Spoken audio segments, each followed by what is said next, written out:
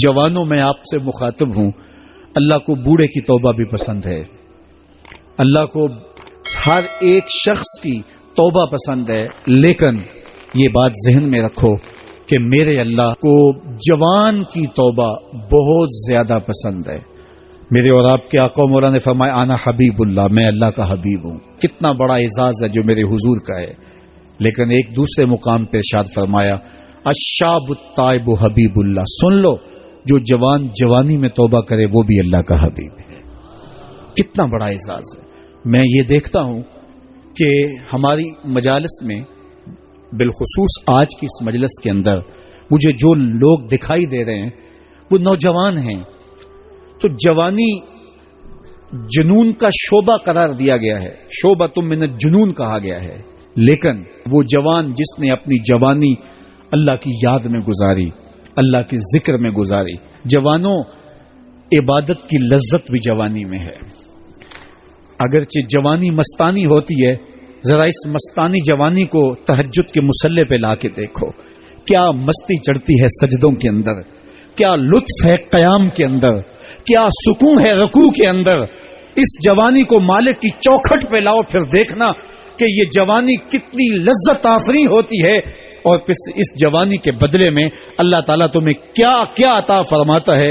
وَرَجُلٌ قَلْبُهُ مُعَلَّقٌ بِالْمَسَاجِدِ، وہ آدمی جس کا دل مسجد کے ساتھ وابستہ ہوتا ہے، اللہ کے گھر کی تعمیر، اللہ کے گھر کی تزئین، اللہ کے گھر کی صفائی ستھرائی، اللہ کے گھر کی آباد کاری، اللہ کے گھر کی حاضری، یہ اس کی زندگی کا مشغلہ ہے۔ مسجد کے ساتھ وابستہ ہے، اس کو جنون ہے اللہ کا گھر خوبصورت ہو، اس کو جنون ہے اللہ کے گھر میں رونق ہو، اس کو جنون ہے کہ اللہ کے گھر میں صفائی ستھرائی ہو، پاکیزگی ہو، لوگوں کا آنا ہو، اور لوگوں کا مسجد سے ربط ہو، اور مسجد کی حفاظت اس نے اپنے ذمے لی ہوئی ہے، مسجد کے کام وہ غلاموں کی طرح کرتا ہے۔ سنو سنو، میرے حضور نے فرمایا قیامت کے دن اللہ اسے اپنے عرش کا ٹھنڈا سایہ عطا فرمائے گا۔ فرمایا کچھ لوگ مسجدوں کی میخیں ہوتی ہیں، جس طرح لکڑی میں کیل ٹھک جاتا ہے، وہ بھی مسجد میں یوں ٹھک جاتے ہیں، جب بھی تلاش کرو مسجد میں ملیں گے۔ فرمایا جب وہ بیمار پڑ جاتے ہیں، اللہ کے فرشتے ان کے گھر میں حال پوچھنے جاتے ہیں۔ یارو، جوانی کے ایام میں مسجدوں کے ساتھ اپنے آپ کو وابستہ کرو، مسجدوں کی صفائی بھی اپنے معمولات میں شامل کرو۔ جس طرح آپ اپنے معمولات بتاتے ہیں کہ ویکینڈ پہ میں یہ کرتا ہوں، روزانہ کی میری جو ہے وہ ترتیب یہ ہے، مہینے کے بعد ایک مرتبہ یہ تفصیلی کام کرتا ہوں، اپنی زندگی میں مہینے بعد، 8 دن بعد، یا جب آپ کو فرصت ہو، مسجد کی صفائی کا اپنے اوپر ذمہ لو۔ کسی بھی مسجد میں چلے جاؤ، اس کو صاف کرو۔ جب تم اللہ کے گھر کو دھو گے، اللہ تمہارے دل کو دھو دے گا، تمہارے دل کو اللہ پاک کر دے گا۔ تو یہ مسجدیں کعبۃ اللہ کی بیٹیاں ہیں۔ اللہ تعالیٰ نے مسجدوں کے ذریعے زینت دی ہے زمین کو، جس طرح آسمان ستاروں سے سجا ہوا ہے، زمینیں مسجدوں سے سجی ہوئی ہیں۔ اس لیے اللہ کے گھر کے ساتھ جو شخص ربط رکھتا ہے، میرے اور آپ کے آقا و مولا نے فرمایا قیامت کے دن اس کو اللہ اپنی عرش کا ٹھنڈا سایہ عطا فرمائے۔ ہدایت کیا ہے؟ ہیا ارات الطریق، ایک پہ راستہ دکھلانا، جس کو راہ نمائی کہتے ہیں، نمودن سے دکھانا۔ کسی نے پوچھا کہ میں نے فلاں جگہ پہ جانا ہے، تو ہم نے کہا یہاں سے سیدھے باہر نکل جانا، دائیں بائیں آگے بائی پاس آئے گا، تو آپ یوں ادھر ہو جانا۔ یہ ہے ارات الطریق، راستہ دکھلا دینا، راستہ بتلا دینا۔ اس میں بھٹکنے کے امکان موجود ہے، تھوڑی سی غلطی لگ گئی تو آپ اور سمت بھی نکل سکتے ہیں۔ پھر اگر راستے کے اندر جگہ جگہ دشمن بھی کھڑا ہو تو پھر تو امکان اور زیادہ بڑھ جاتے ہیں۔ تو یہ ارات الطریق کا مفہوم ہے۔ اور ہدایت کا دوسرا مفہوم ایصال الی المطلوب، منزل تک دستے کرم سے پکڑ کے پہنچا دینا۔ تو یہاں دوسرا معنی ہے، اس لیے علماء نے اس کا معنی کیا مجھے سیدھی راہ پہ چلا۔ مطلب کیا کہ سیدھی راہ تو میں دیکھ چکا ہوں، لیکن قدم قدم پہ شیطان اور نفس موجود ہیں جو میری راہ بھٹکا دیں گے۔ مالک تو دستے کرم بڑھا اور مجھے منزل پہ پہنچا دے۔ اللہ اکبر۔ تو یہ ہے ایصال الی المطلوب۔ تو ہدایت کا یہ مفہوم، اور یہاں ہدایت سے مراد وہ ہدایت جو پیغمبروں کے ذریعے سے، کتب کے ذریعے سے اللہ تعالیٰ نے حضرت انسان کو دی۔ ایک فطری ہدایت ہے، جبلی ہدایت، اور وہ اللہ تعالیٰ نے انسان کیا جانوروں کو بھی دی ہے۔ وہ بطخ کا بچہ بھی جب انڈے سے نکلتا ہے تو وہ کسی سے تیرنا سیکھتا نہیں ہے، وہ خود چھلانگ لگا دیتا ہے اور تیرنے لگ جاتا ہے۔ یہ جبلی اور فطری ہدایت اللہ نے اس کو القا رکھی. بچہ پیدا ہوتا ہے تو اس کی زبان ہوتی ہے، بولنا نہیں جانتا، وہ آ کے سیکھتا ہے. ہاتھ ہوتے ہیں، پکڑنا نہیں جانتا، آ کے سیکھتا ہے. قدم ہوتے ہیں، چل نہیں پاتا. سنتا ہے، سمجھ نہیں پاتا. دیکھتا ہے، پہچان نہیں پاتا. یہ ساری چیزیں تدریج سے سیکھتا ہے. لیکن بچے نے ماں کی چھاتی سے دودھ کیسے لینا ہے تو یہ اس کو جبلتاً بتایا جاتا ہے، کیونکہ اس کی پہلی ضرورت ہے، باقی چیزیں وہ آ کے سیکھتا ہے.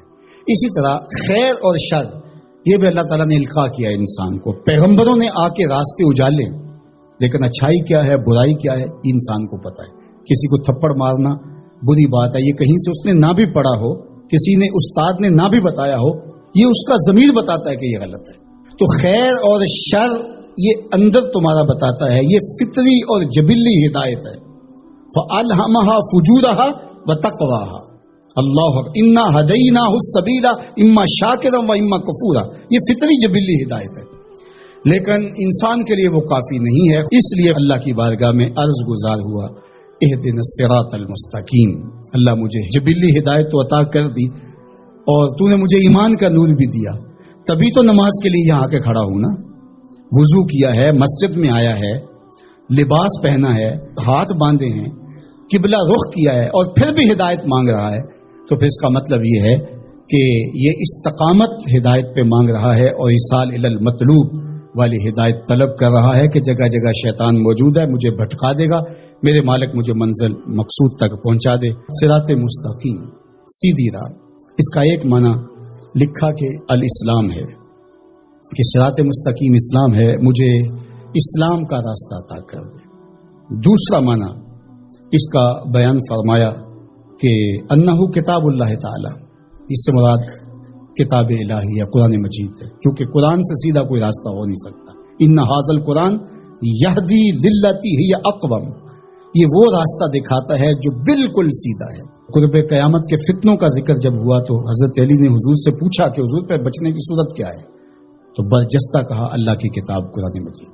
تیسرا معنی انہ الطریق الہادی الی دین اللہ تعالی، یہ اللہ کے دین کی طرف جو راستہ ہے وہ راستہ اللہ کے حضور اتنی تمہید کے بعد مانگا گیا تاکہ میں خیر کی راہوں پہ رہوں اور میری مدد نصرت مالک تیرے کرم پہ رہے. یہ حضرت عبداللہ ابن عباس رضی اللہ تعالیٰ عنہ کا قول ہے، اور فرماتے ہیں کہ یہ وہ راستہ لا عوج فیہ ہے جس میں کوئی ٹیڑھا پن نہیں ہے، مستقیم بالکل.